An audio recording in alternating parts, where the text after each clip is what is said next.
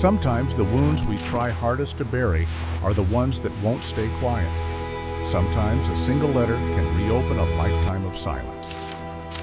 Ethan Walker learned both truths the morning he received notice that his estranged brother had died and left him nothing but a forgotten cave carved into the Bitterroot Mountains. He drove up there with his old German shepherd Rex, expecting only dust, ruin, and memories he'd spent 20 years trying to outrun. But when Rex slipped into that narrow stone passage and refused to come back out, Ethan was forced to follow. Inside, he found wooden crates, relics of a family long fractured, and a sealed envelope with his name written in Jacob's careful, trembling hand. What he uncovered in that darkness would either unravel the last threads holding him together or finally release him from the grief he'd carried since war, since tragedy, since the day his family fell apart.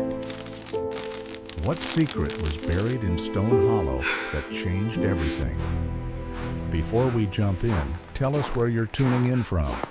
And if this story moves you, make sure you're subscribed. Tomorrow, I've saved something truly special that I think your heart needs to hear. The winter light slid across Ethan Walker's scarred hands as he held the will that started it all, the paper trembling like a ghost returning home. Snow pressed against the quiet roofs of Silver Ridge, muffling dawn beneath a pale Montana sky. Ethan Walker rose before sunrise as he always did, not because sleep had satisfied him, but because sleep rarely visited any more. At 45, he bore the posture of a man who had carried too many winters in his shoulders, broad and strong, yet bowed ever so slightly, as though the world had placed a silent hand on his back. His face, tanned and cut by the wind of deserts and mountains he had served in as a U.S. Army veteran, held the soft ruggedness of a soldier who had seen war and then lived long enough to understand its price. Gray threaded his close-cropped dark hair, and a short beard framed a jaw that once clenched in youthful rebellion, but now tightened only in restraint. The grief that had taken root inside him wore no obvious shape, but it weighed heavily behind his gray-blue eyes, which rarely met another's gaze for more than a heartbeat. His home sat on the edge of town, an old timber cabin reinforced by his own hands, standing quiet beside a frozen stretch of pines. Only one constant companion shared his solitude. Rex, a 7-year-old German shepherd with sable fur and sharply intelligent amber eyes. Rex was large and muscular, the kind of dog whose silhouette alone suggested both protection and pain. A faint scar along his flank and the slight stiffness in his left paw were reminders of missions past, but his spirit had never dulled.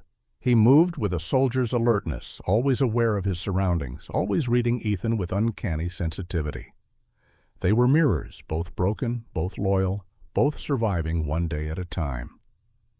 That morning, Rex nudged Ethan's leg as he sipped his black coffee, a daily ritual that steadied him more by habit than comfort. "Yeah, bud," Ethan muttered, running a hand down Rex's back. "I'm up." The dog pressed his nose against Ethan's hand, as if reminding him that life still stirred somewhere in the cold air of this world. Then came the knock. 3 sharp raps, polite in tone, but out of place in a home where visitors were rare. Ethan set down the mug and reached instinctively for steadiness rather than fear, though the old instincts pricked beneath his skin. Rex's ears lifted, his posture tightening into alert readiness. A woman stood on the porch when he opened the door. She was bundled against the morning frost, her breath drifting in white puffs. She held a leather courier's satchel and a clipboard. Sarah Delmont, the town's part-time legal courier, had the type of presence that blended gentleness with quiet determination. She was in her early 40s, slender and slightly tall, her pale, freckled skin framed by curly auburn hair tucked beneath a knit beanie. Though her green eyes always carried a warmth, today they wavered with a discomfort that Ethan noticed immediately. "Morning, Mr. Walker," she said softly, shifting her weight as though bracing for the cold or perhaps the message she carried. Sarah was well liked in Silver Ridge, kind to every shopkeeper, patient with every rancher, careful to remember names and stories. She had once been a social worker before the job's emotional demands overwhelmed her, leaving a quiet ache in her voice whenever she dealt with cases of loss or family estrangement. Ethan respected her sincerity, though he rarely showed it. "Morning," he replied. "I have certified documents for you from the State of Montana Legal Office." She opened her satchel and withdrew an envelope sealed with the emblems of the probate court. "It concerns a relative." Ethan stared at the envelope. Something old and sharp flickered through his chest, like a match struck in a dark room. "There's been a mistake," he said quietly. Sarah hesitated. "It names you specifically. I'm sorry for your loss." Loss. The word felt foreign, though it shouldn't have. He had buried nearly everything he ever loved. With stiff fingers, Ethan signed for the envelope. Sarah offered him a sympathetic look before stepping back into the snow. "If you have questions, the letter lists the estate attorney's number. Take care, Ethan." Rex watched her leave, then nudged Ethan's thigh again, as though sensing the shift inside him, the flicker of something long buried. Inside, Ethan sat at the kitchen table, staring at the envelope. His pulse was steady but heavier, like a hammer dropping in slow motion. He tore it open. A thin stack of documents slid out, legal declarations stamped and dated. At the top of the page, estate of Jacob L. Walker. Ethan froze. Jacob, his brother. A name that had not been spoken aloud in more than 20 years. The memories came not as images but as wounds, sharp, bright, unbidden. 2 boys racing through summer fields. 2 brothers arguing over a path one chose and the other feared. A final shouting match that left them staring across the boundary of adulthood with more anger than understanding. After that, silence, letters unanswered. Calls never returned. Jacob had disappeared into the folds of the American wilderness, choosing a life Ethan could never comprehend. Ethan exhaled, breath shaking in a way he hadn't expected. Rex sat beside him, leaning the weight of his body against Ethan's leg, grounding him. He kept reading. The decedent, Jacob L. Walker, leaves to his brother, Ethan J. Walker, his sole remaining property, a natural cavern known locally as Stone Hollow, located within the Bitterroot Range, western Montana. A cave? Ethan frowned, disbelieving.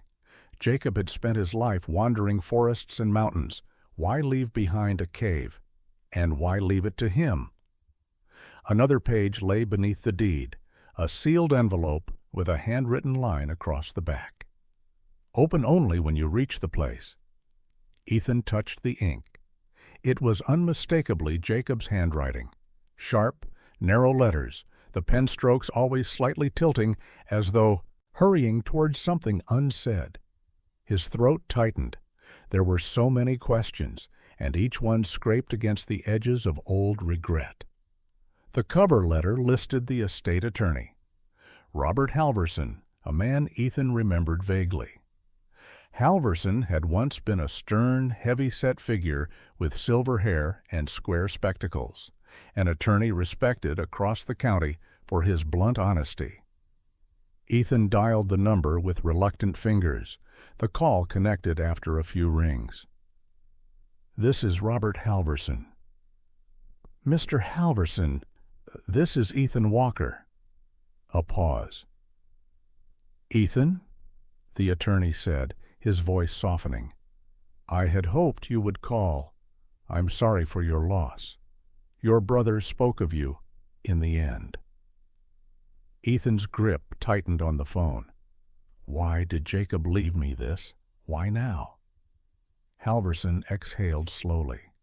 Jacob hadn't been well for some time. Heart complications, untreated for too long. A few months before he passed, he came to my office. He insisted his estate go to you, and only you. He said you were the only one who could understand what Stone Hollow meant. Ethan closed his eyes. The bitterness of years rose in him, tangled with guilt. We haven't spoken in decades. I know, Halverson replied gently, but he never stopped trying to find you. After he learned you were on the veteran registry, he seemed relieved, as if he finally knew where his brother had gone. A heavy silence stretched between them. Rex lifted his head, watching Ethan carefully, the dog's amber eyes reflecting every tremor in Ethan's voice. "What am I supposed to do with a cave?" Ethan finally murmured. "That," Halverson said, "is something Jacob believed only you could answer. But I will tell you this. He protected that place, fiercely, and whatever he left for you inside that envelope, he told me it was the truth he owed you." The call ended, leaving Ethan alone with the quiet storm rising in his chest. He set the phone down and ran a hand across his face. Rex stepped closer, resting his chin on Ethan's knee. "I know," Ethan whispered. "I don't understand any of this either." Outside, snow continued falling over Silver Ridge, soft, relentless, sealing the world in white. Ethan stared at Jacob's letter, at the sealed message meant only for the place where their lives had begun to diverge. The past was calling to him in a voice he had tried to bury. And he knew, despite the years, despite the fractured memories, that he would have to follow it back into the mountains. There was no avoiding Stone Hollow now, not when it was the last thing Jacob had left him, not when it might be the only answer to the silence between them. Rex barked once, sharp, decisive. Ethan nodded. "Yeah, buddy, we're going." But beneath his resolve, a question gnawed at him. Why would Jacob search for him after all these years? And what truth waited for him in that cave? Snow thickened over the winding mountain road as Ethan Walker guided his aging pickup toward the Bitterroot Range, the engine humming steadily beneath the weight of winter. Rex lay poised in the passenger seat, his muscular form rigid despite the warmth of the cabin heater. The German shepherd's amber eyes scanned the blurred horizon as if the mountain itself were a battlefield that needed assessing. Ethan drove quietly, the tension in his jaw revealing what he refused to say aloud. Returning to a place tied to Jacob stirred something far heavier than simple duty. There was apprehension, regret, and the strange ache of truth withheld for decades. The sun had climbed only halfway when he pulled into the last outpost before the wilderness, a small, weather-beaten gas station leaning against a wall of pines. A faded sign reading O'Hara's Supply and Fuel swung slightly in the wind. The air smelled of diesel and pine sap. Ethan stepped out while Rex followed close behind, tail low, ears forward. The station's lone employee emerged from behind the counter as Ethan entered. Caleb O'Hara, an elderly man in his late 70s, moved with deliberate slowness, but carried the awareness of someone who had spent his life reading danger in weather and men's eyes alike. His tall but stooped frame was wrapped in a heavy flannel coat, and his deeply lined face hinted at a lifetime of harsh winters and harder truths. White hair curled beneath his trapper hat, and a long, neatly trimmed gray mustache gave him the countenance of an old frontier scout. His pale blue eyes, sharp despite his age, flicked from Ethan to Rex with a familiarity that startled Ethan. "You're Jacob Walker's brother," Caleb said before Ethan could speak. His voice rasped like gravel under boots. "Didn't think I'd ever see you out this way." Ethan stiffened. "You knew him?" "Knew of him," Caleb corrected, sliding a pack of jerky toward Ethan as though offering hospitality from a world that rarely had any left. "Your brother came through here regular, kept to himself. Carried the same look you've got now, like a man who's learned too much and says too little. Ethan ignored the sting in those words. "I'm headed to Stone Hollow." Caleb's expression shifted, subtle but unmistakable. Concern, recognition, a shadow of something heavier. "Son," Caleb murmured, leaning across the counter, "Stone Hollow isn't just a cave. It's the one thing your brother guarded with his whole damn life." Ethan's brows narrowed. Guarded from what? Caleb's jaw flexed beneath his mustache, and the old man looked toward the storm-darkening mountains before answering. From anyone who didn't understand what they were walking into. Before Ethan could press further, a gust of wind slapped the station windows. Caleb's gaze lingered on him for a long moment. "You two better take care. A place like that, it remembers things," Rex growled softly, picking up Caleb's unease. Ethan purchased supplies, thanked the old man, and stepped back into the cold. The conversation lingered in his mind, echoing with the same unanswered weight that Jacob's sealed envelope had created inside him. The road narrowed as Ethan climbed deeper into the Bitterroot wilderness. Snow thickened into relentless veils, reducing visibility and turning the truck's headlights into pale tunnels of light. Pines bent beneath the burden of white. The mountains felt watchful. Hours passed before Ethan spotted the small pull-off near the trailhead, a lonely space carved into a world of white silence. He parked and stepped out, boots crunching the deep snow. Rex leapt down beside him, nose lifted high, inhaling sharply. His fur bristled immediately. "Easy, boy," Ethan murmured, but the tension in Rex's muscles said enough. Something in the air was wrong.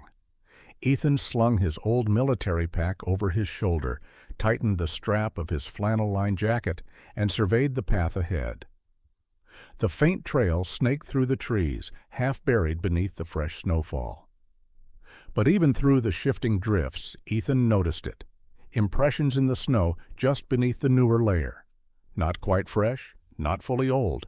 Boot prints, wide-spaced, heavy, made by someone moving fast. Ethan crouched, brushing snow aside with a gloved hand until the tread pattern appeared more clearly. "Not Jacob's," he whispered. The size was wrong, the stride too long, the direction unmistakable. They were heading toward Stone Hollow. Rex pressed his nose deeper into the snow, inhaling with quick, sharp breaths. His tail lifted, stiff with warning. He circled once, then returned to the prints and growled low in his throat. Ethan's pulse tightened. Whoever had come this way had been here recently, and might not be gone. The wind picked up, blowing granules of ice across the path. Ethan straightened and scanned the tree line. The mountains didn't just feel cold, they felt disturbed, unsettled. As they followed the faint trace of the trail, Ethan noticed a wooden signpost half buried beneath wind-packed snow. A faded caution notice was stapled crookedly to it, the edges stiff with frost. He brushed it clean and read the words aloud. "Area previously breached. Trespassers suspected. Proceed with caution." The ink had bled slightly, evidence of bad weather. Ethan lifted the paper closer. Recent. Maybe a month old. He folded it and tucked it into his pocket, though its warning stayed burning in his mind. Breached. Trespassers. Someone had been searching for something long before Jacob died. Rex tugged forward suddenly, nose to the ground, muscles alert and quivering. Ethan followed, senses sharpening. The forest wasn't silent. It breathed with small shifting sounds beneath the storm. Branches snapping under snow, the faint groan of wind through the canyon, the whisper of unseen movement deeper in the trees. Every sound, pressed on Ethan's instincts honed from years in combat. This wasn't just tension, it was recognition. Something had passed through here, something recent, and not human alone. Near a narrow bend in the trail, Ethan stopped abruptly. A second set of tracks diverged from the boot prints, lighter, closer together. Paw prints, not Rex's. Coyotes? Ethan muttered. But no. He knew coyote tracks. These were larger, weightier, more deliberate. Rex sniffed the trail and growled again, deeper this time, the fur rising along his spine like a ridge of warning. Ethan's mind tightened around the pieces, slowly forming a picture he didn't yet understand. Jacob had guarded Stone Hollow fiercely. Strangers had trespassed. Tracks led toward the cave. And now, this. They continued until snow began to fall harder, thick sheets that blurred the mountain's contours. Ethan exhaled heavily, the cold burning his lungs. "We're close," he murmured to Rex. "I can feel it." Rex barked once, the sharp, alert bark that meant confirmation. As Ethan adjusted his strap, he looked back at the trail stretching behind them. The boot prints, the warning sign, the uneasy signs of wildlife, everything pointed to one fact. Jacob hadn't been alone in protecting Stone Hollow. Someone else had sought whatever lay inside it, someone who might return. The storm darkened, swallowing daylight into a deepening gray. Ethan took one final step onto the narrowing ridge path, feeling the weight of the sealed envelope in his jacket like a heartbeat that wasn't his. He swallowed the rising knot of dread. "Jacob," he whispered to the wind, "what were you trying to keep safe? And why did he need Ethan, after all these years, to find the answer?" Ahead, hidden by snow and shadow, the mouth of the mountain waited. And somewhere near it, someone else had already walked before him. Snow whispered against the high ridge as Ethan Walker and Rex pushed through the last stretch of frozen timber, their breaths rising in pale clouds beneath the darkening sky. Ethan's legs ached from hours of climbing, but not from lack of strength. He had marched across worse terrain in his army years. What weighed on him now was the tension coiling deeper with every step, a pull that felt both foreign and familiar, as if the mountain were drawing him toward something long overdue. Rex kept close, his fur dusted white, his posture sharp and restless. The German shepherd had been alert all day, reacting to scents Ethan couldn't detect and sounds too distant for human ears. Now, as the terrain opened into a sloping basin, Rex suddenly halted and lifted his head high, tail stiffening. They had arrived. Stone Hollow revealed itself not as a simple cave, but as an immense stone arch, so old and weathered it could have been carved by centuries of wind and ice.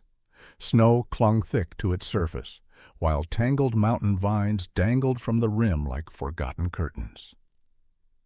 In the low winter light, the entrance resembled the open jaw of the mountain, exhaling cold air that whispered of secrets. Ethan stepped forward slowly, his heartbeat tightening against his ribs. His breath fogged before him as he placed a gloved hand on the stone wall. It felt colder than the snow around it, unnaturally so, as if the rock remembered every storm, every night Jacob had stood in this very place. Rex trotted ahead into the darkness, his nails clicking softly on the stone floor. Moments later, his bark erupted sharply, echoing through the cavern like an alarm.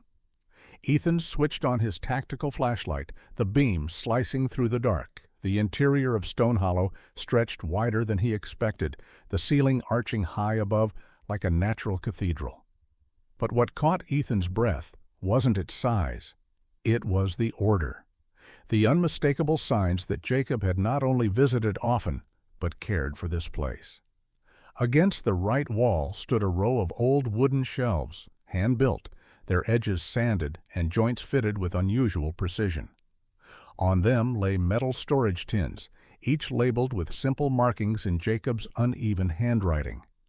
Nearby, several burlap sacks hung on hooks to keep them dry above ground.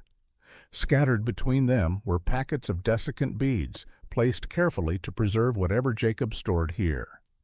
A large weather tarp, its corners pinned by stones, covered an area of the floor where tools and crates lay tucked away. None of it resembled the life of a drifter or a hermit. It looked like a man who had created purpose out of solitude. Ethan moved his light along the interior, until it froze on something that sent a shock through him. A wooden toy wagon, small and worn but unmistakable, sat half-hidden behind a box of old lantern fuel. Jacob had crafted it when they were children. Ethan still remembered the smell of the pine wood. The way 8-year-old Jacob had carved the little wheels with a pocket knife, proud of his work, even though the wagon tilted slightly when rolled. Ethan's throat constricted. He crouched beside it, running his fingers over the old grooves. "You kept it," he whispered, the weight of 2 decades pressing into his chest. Jacob had kept a piece of their childhood here, guarded, protected, preserved. The silence inside the cavern thickened, rippling with memories Ethan had spent years burying beneath anger and resignation. He had believed Jacob left because he wanted to be rid of their family, of responsibility, of Ethan himself.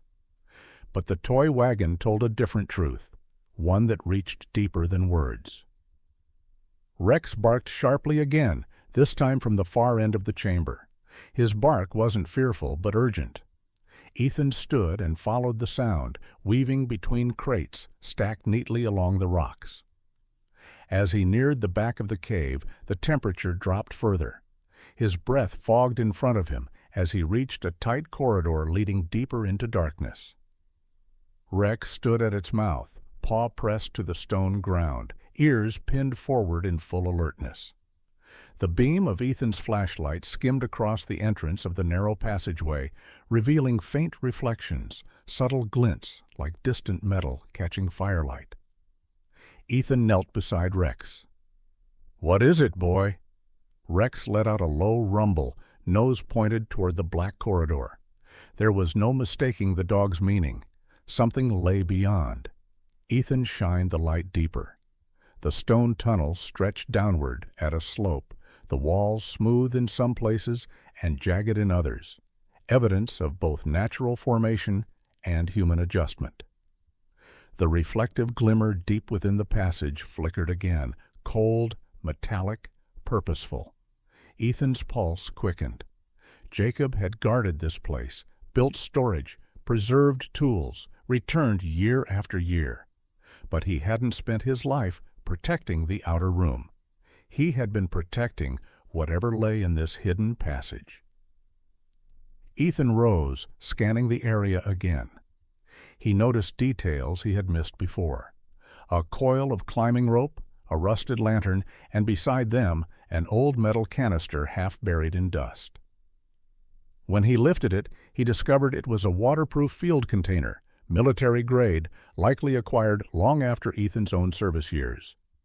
Inside were papers, maps, notes, scribbled measurements, and markings around Stone Hollow. Jacob had been charting this place meticulously. He had been preparing. Rex's growl deepened, turning sharper. Ethan followed his gaze and found fresh impressions in the thin layer of dust along the tunnel floor. Not footprints, drag marks. Something, or someone, had been moving through the passageway recently. Ethan froze. If the boot prints on the trail were real, and if the warning sign wasn't outdated, then whoever had trespassed might have reached this exact spot, might still be near. The thought chilled him more than the mountain. Terror. He reached instinctively for the small tactical knife at his belt. "Stay close," he murmured to Rex, who responded with a short, tense whine. The deeper he stared into the passage, the more the metallic reflection seemed to pulse faintly, as if calling. He felt the weight of the sealed envelope inside his jacket. Jacob had written, "Open only when you reach the place." Ethan wasn't at the end of the journey yet. He knew Jacob had meant something beyond this first chamber, something deeper, something hidden. The glint of metal flickered again in the darkness, impossible to interpret from this distance. Torchlight reflecting off an object or something far more significant. Ethan steadied his breath. He was standing at the threshold Jacob had protected for decades. The secrets his brother died with were no longer out of reach. "Whatever you were guarding, Jacob," Ethan whispered into the dark, I'm here now. Behind him, a draft swept through Stone Hollow, carrying with it the unmistakable feeling that the mountain was no longer still, and that stepping forward would change far more than he understood. The narrow passage sloped downward at a steady angle, and Ethan Walker moved through it with slow, deliberate steps, his flashlight cutting a thin ribbon of white through the blackness. Rex padded just ahead of him, the German shepherd's ears pinned forward, body tense, responding to faint scents and distant echoes that human senses could not grasp. The air felt colder here, older, heavier. The stone walls shifted from rough gray to a smoother texture as though carved long before Jacob ever set foot in Stone Hollow. Ethan's pulse quickened. This wasn't just a cave. This was a vein of history buried beneath the Bitterroot Mountains. After several minutes of descent, the tunnel widened abruptly, spilling Ethan and Rex into a cavern much larger than the first chamber. Ethan stopped at the threshold, breath caught in his throat. Wooden support beams, thick, darkened with tar and age, held up the cavern ceiling. Their style was unmistakable, the cross-brace structure of 19th-century mining engineers, the kind used by frontier miners across Montana in the 1880s. Some beams were cracked, but many remained intact, reinforced over time with newer wooden planks. Old pick marks scattered the walls, along with faded chalk symbols miners once used to record drill direction and/or density. A faint metallic tang lingered in the air, as if ancient dust still whispered of silver. "This is impossible," Ethan murmured. But it wasn't. Jacob had known exactly what lay beneath Stone Hollow, and he had spent years maintaining safe access. Ethan stepped inside, scanning the room. Several crates were stacked against the right wall, each sealed with rusted metal clasps. Nearby stood two large archival tin boxes, the kind used decades ago to store documents in damp conditions. Ethan knelt before the first tin, flicking open the latch. Inside, bundles of papers lay wrapped in oilcloth. He unrolled the first set. A mining permit, dated 1891.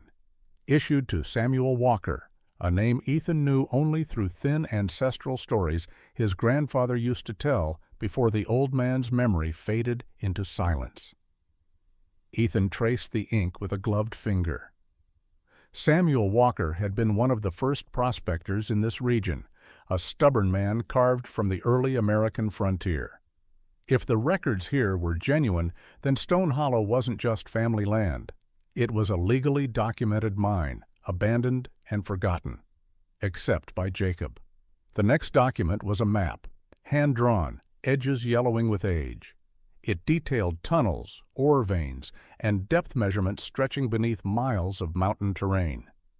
Ethan's flashlight drifted over the inked markings. Primary vein, high yield. Secondary shaft, unstable. Ore pocket, silver clusters. The magnitude of it settled over him like a second weight. Stone Hollow was not a worthless cave.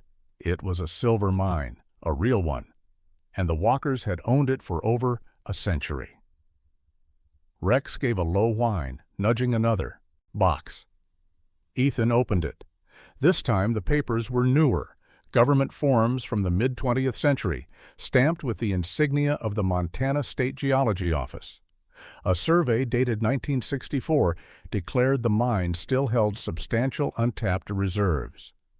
Ethan shook his head in disbelief. Jacob had uncovered all of this alone, without any help, without bragging or boasting, without ever using it for himself. Amid the paperwork lay a smaller leather-bound book, worn, scuffed. The corners softened by time. Ethan recognized it instantly. Jacob's handwriting covered the label on the front. Field Notes. J.W. His throat tightened as he opened it. The first pages were filled with sketches of the tunnels, ore samples, structural notes. But as Ethan flipped deeper, the prose changed. I have no right to claim pride in anything, but this mine belongs to our blood. I protect it because it is the last inheritance our family ever had untouched by grief. Ethan swallowed hard. The next entry felt like a punch to the chest. Ethan deserves more than scars. He deserves something that cannot be taken from him. If he ever finds this place, it means he has forgiven me. Or at least, he is ready to know the truth. Ethan's breath stuttered. He pressed his palm against the page as if to feel Jacob's voice beneath it. The pain, the longing, the regret. Each line carved into the paper like an apology Jacob had never spoken aloud. Rex nudged closer, leaning his weight into Ethan's side as though sensing the turbulent storm rising in him. Ethan closed the journal carefully, placing it aside. For a moment the cavern felt like a cathedral, quiet, ancient, filled with the ghost of a brother who had carried his burdens alone. But the silence shifted when Ethan turned his light toward the corner of the room. Something metallic glinted under a tarp. Ethan crossed the cavern, pulled the tarp aside, and froze.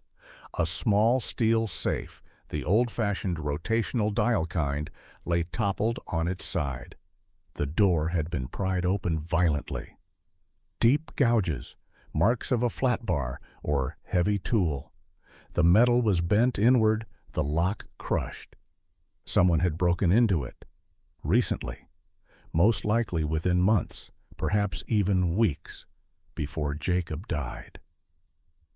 Ethan crouched, examining the damage. Whoever did this hadn't been a novice. They had tools, strength, and time, but they hadn't found what they were looking for. Inside the safe lay nothing except a few torn pages and dust. Rex growled softly, nose hovering close to the safe as if it still carried the scent of the intruder. Ethan felt a chill crawl across his spine. Jacob had guarded this place all his life, and someone had tried to steal from it. But why? For silver? For documents? For something else Jacob hid deeper in the mine. Had Jacob known the intruder? Did he confront him? Did that confrontation cost him his life? Ethan stood, scanning the cavern again. The disturbed dust, the faint boot scuff near the tunnel wall, the sense of intrusion that hovered like a shadow. Someone else had been here, someone who might still be watching. And if they had broken into the safe, searching for something claimed by the Walker family, then they might not be finished. Ethan placed his hand on Rex's back, grounding himself. "We're not alone in this," he whispered. Rex barked once in agreement, as if confirming the unspoken truth. Ethan turned off his flashlight for a moment, letting the darkness settle around him, letting the mountain speak its quiet, ancient voice. The broken safe gleamed dully in the faint ambient light, a reminder that the past Jacob tried to preserve had already been violated. And if whoever had been here learned Ethan was now inside the mine, there was every chance they would return.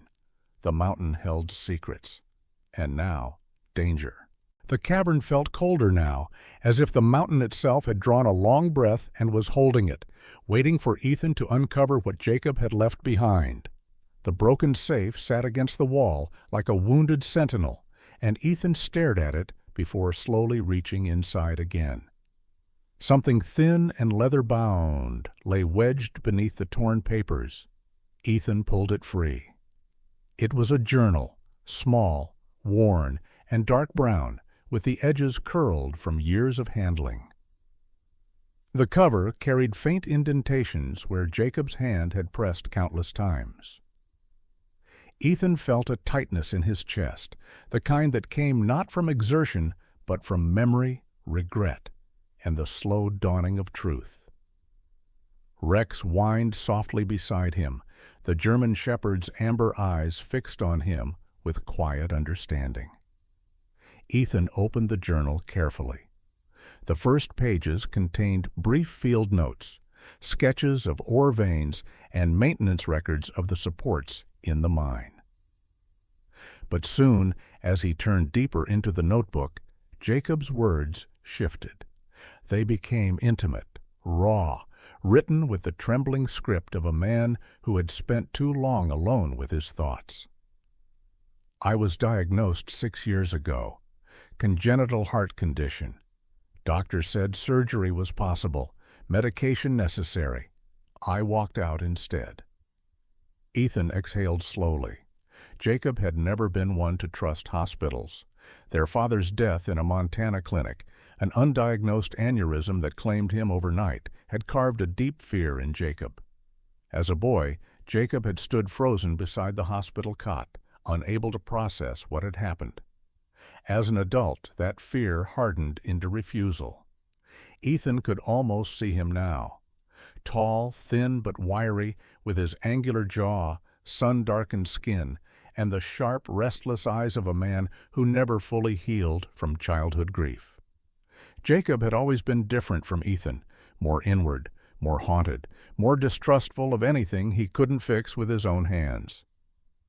Another entry emerged beneath Ethan's fingertips. I spent my 20s drifting. Alaska, Wyoming, Idaho. I wanted distance from everything familiar, but distance never quiets guilt. It only magnifies it. A smear of dirt streaked the page, as if Jacob had touched it while his hands were full of earth or stone. Ethan's throat tightened. He read on. When I found the old mining permit, when I realized what our great-great-grandfather left behind, the weight of it crushed me.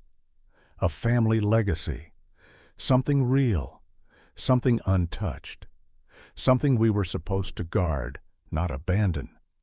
Jacob's writing wavered there, each letter pressed harder into the parchment. I made my choice. I stayed. Ethan sat back on his heels. His flashlight beam trembled slightly on the page. All those years he believed Jacob had run away from family, yet here was proof Jacob had run towards something, a duty he believed only he could uphold. Rex nudged him gently, placing a warm paw on Ethan's thigh. I know, boy, Ethan murmured. His voice was strained. I didn't know any of this. He turned the page. Mining companies found the old records somehow, started sending letters, then men. They want the rights. They claim a right to buy. I told them no, every time. They won't stop. Ethan frowned. He could picture the type, lean men in crisp jackets carrying contracts and corporate smiles. And others, the ones who didn't come with smiles. The next entry confirmed it. Last winter a man came without knocking. Mid-40s. Sharp beard, scar down his left temple, eyes like a wolf trapped too long. He asked too many questions. Said he just wanted to hike. Lies. He circled near the tunnel. I told him to leave. He didn't the first time. Ethan felt his muscles harden. This man, whoever he was, had likely been inside the mine. Possibly the same one who broke into the safe. The scuffed marks around the entrance, the partially buried boot prints outside, the disturbed dust in the tunnel, all made sense now. Another page. He returned again in spring, demand in his voice, accusation in his eyes. I saw his boots, heavy tread, not a hiker's. Ethan shut his eyes briefly, inhaling deeply. He turned the page again, hands unsteady. My heart is faltering. I know it. Sometimes I wake gasping. Sometimes I lose my breath carrying gear. But I won't leave this place. It's all I have left to give Ethan. Maybe he'll never come. Maybe I never deserve forgiveness. But Stone Hollow, it's the last memory of who we were before the world took its share. The ink blurred slightly, not due to time, due to water. Tears, perhaps. Ethan tightened his fist around the journal. For years he had carried resentment, bitterness, and silence. And Jacob had carried love, fear, and guilt. A lonely guardian protecting something he believed belonged to them both. Rex rested his head against Ethan's forearm, eyes soft, ears lowered. I should have been here, Ethan whispered. The words cracked in the air. I should have found him sooner. The mountain did not answer him, but the quiet around them seemed to bend, as if acknowledging the confession. Beneath the final entries, a torn section caught Ethan's attention. The bottom corner of one page had been ripped violently, leaving behind ragged edges and half-sentences. He lifted the journal closer to the light. The remaining words trembled across the fragment. "If he returns, if he finds what I couldn't hide, Ethan, be careful." That was all. The warning ended abruptly, swallowed by blank paper. Ethan stared at the torn edge, pulse slowly rising. Someone had ripped the page out, perhaps the intruder, perhaps Jacob in his final days, trying to hide something. The missing piece cast a long shadow over everything Ethan thought he understood. Rex growled suddenly, low and instinctive. His nose lifted toward the tunnel from which they had come. Ethan tensed, closing the journal. The dog's muscles stiffened, tail no longer relaxed. Something, some scent, had reached him.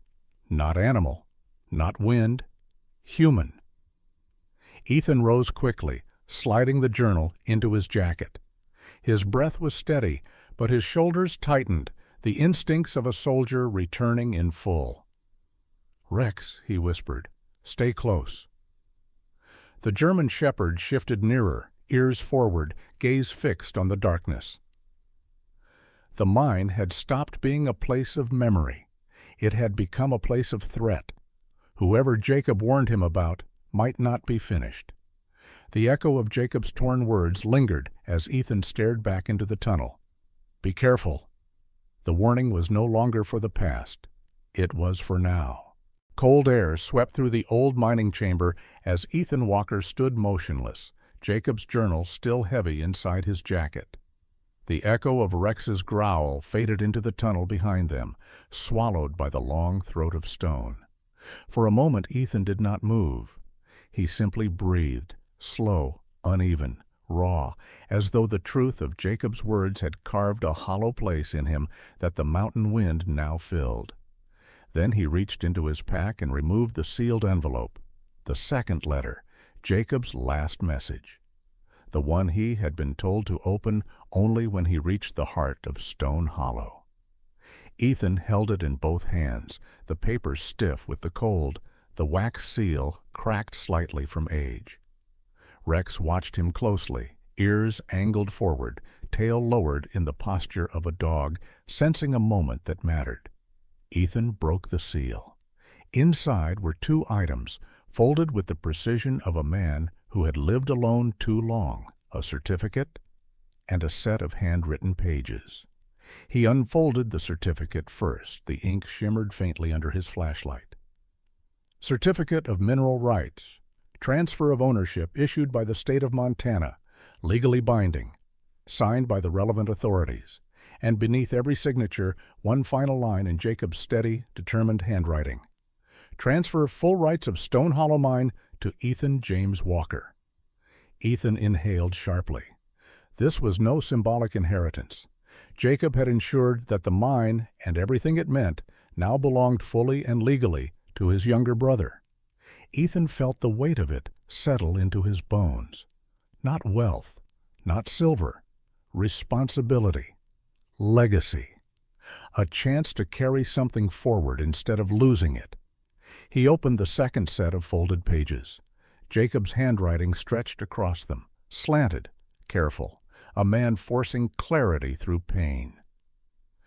Ethan, if you are reading this, then I believe you have forgiven enough to step onto the path I could not finish.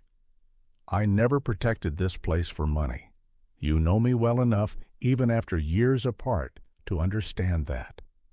I protected it because it was all we had left of the people we once were.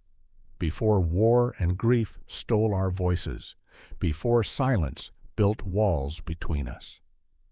Ethan blinked hard, swallowing against the pressure rising in his chest. Rex nudged closer, brushing his head against Ethan's elbow. Ethan steadied his breathing and read on. Stone Hollow could make a fortune for the mining companies, but money will not save the world we live in. Money will not heal the scars in men like us. Money will not bring back the dead. I kept this mine because I dreamed of something different, something better. Ethan's eyes drifted down to the next paragraph. This is my wish, little brother. Use the mine to build a place of refuge, a sanctuary for the wounded, the soldiers who return with ghosts, the children who need hope, and the wilderness that has always sheltered us. The words pulsed with warmth, regret, and a hope Jacob had, carried silently, like a flame cupped against the wind. Ethan turned the page. The last sentence was written with noticeable tremor.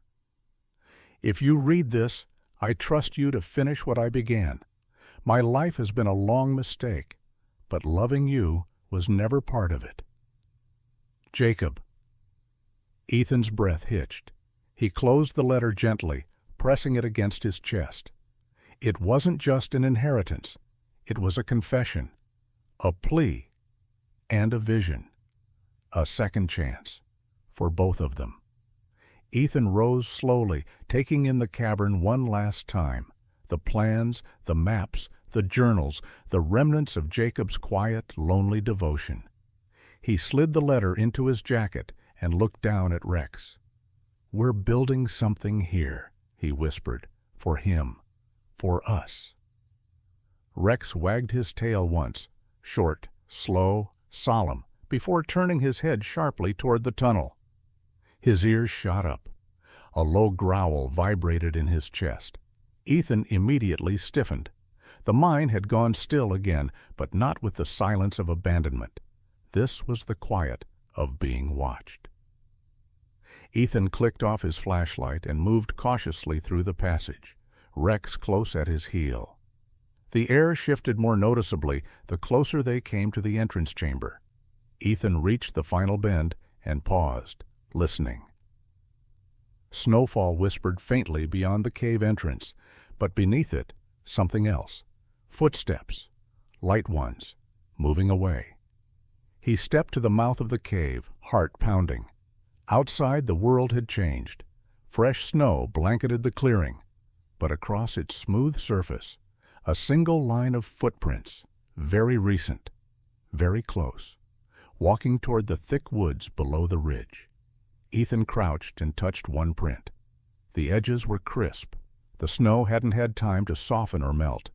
Whoever had been here had stood only yards from the cave, and minutes ago. A sudden shape caught his eye. A scrap of paper fluttered near a boulder, pinned by a small shard of ice. Ethan plucked it up. The handwriting was not Jacob's. It was jagged, harsh, impatient. I'll come back. Ethan's jaw tightened. His pulse slowed into the cold steadiness he had learned on deployments far from home.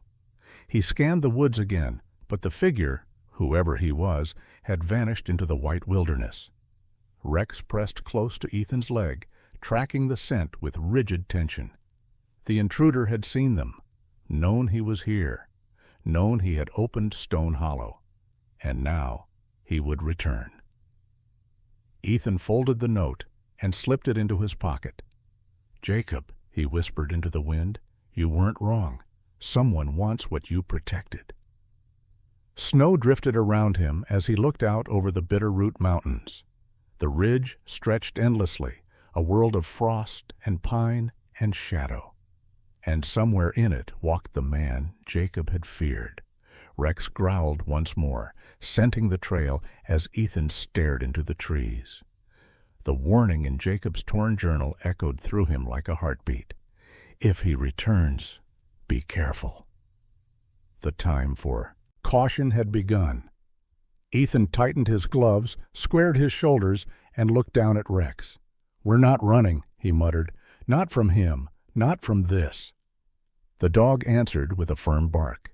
Together they faced the snowy expanse, knowing that the next step out of the cave was more than a step into the forest. It was a step into Jacob's unfinished story.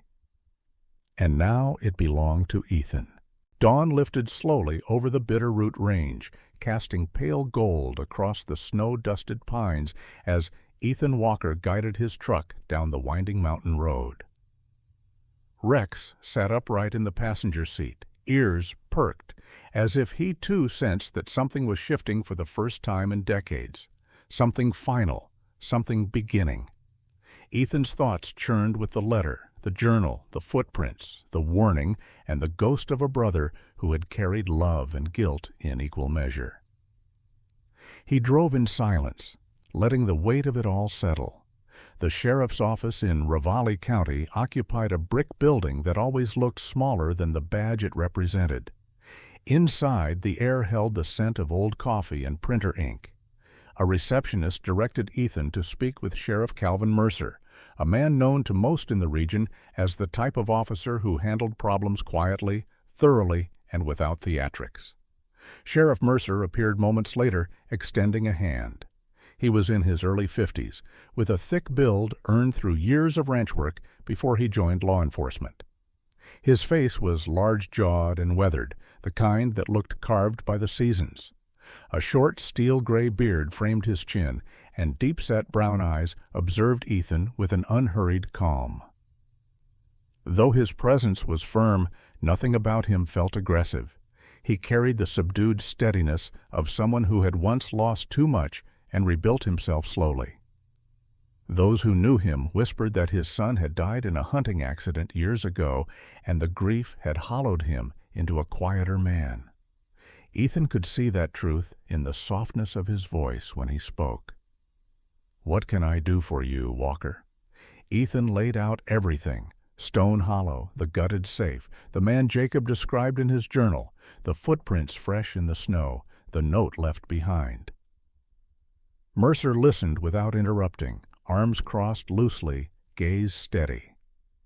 Rex sat beside Ethan, watching the sheriff the same way he watched everyone new, measuring danger, trust, intent.